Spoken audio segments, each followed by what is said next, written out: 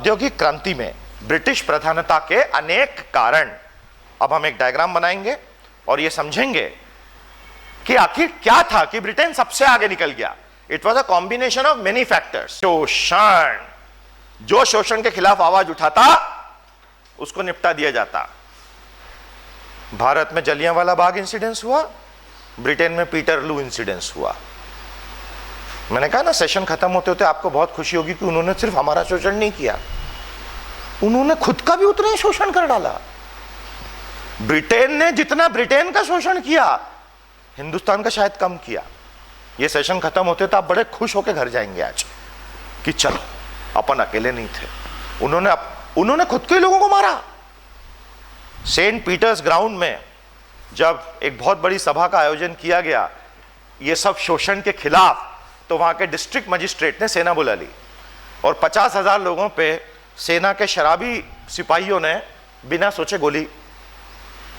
जलियांवाला बाग जैसा इंसिडेंस, उसको पीटरलू इंसिडेंस कहा जाता है क्योंकि तब नेपोलियन बोनापार्ट का वाटरलू इंसिडेंस हो चुका था। तो सेंट पीटर्स ग्राउंड को उन्होंने पीटरलू इंसिडेंस कह दिया क्योंकि वाटरलू ऐसा हुआ था। तो ब्रिटेन की ये जो सत्ताधारी क्लासेस थी, ये शोषण के लालच में इतनी अंधी हो चुकी थी कि इनको तो बस ये था कि बस किसी भी तरह से रेवेन्यू बढ़ाओ। लिखना शुरू कीजिए। बहुत से फैक्टर्स थे, एक अकेला फैक्टर नहीं था।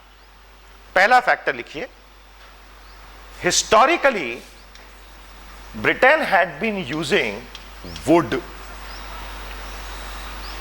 As a fuel. बहुत सा कोयला बचा हुआ था जो अब काम आने वाला था स्टीम इंजिन्स में, क्योंकि अभी तक ब्रिटेन लकड़ी पे चलता था, ईंधन थी लकड़ी। कोयला पहली बार निकालना शुरू किया बड़े स्केल पे, तो उस फ्यूल की कोई कमी होनी ही नहीं थी। और अब अच्छे से ग्लोबल वार्मिंग में ब्रिटेन अपना कंट्रीब्यूशन देने के लिए तैयार था।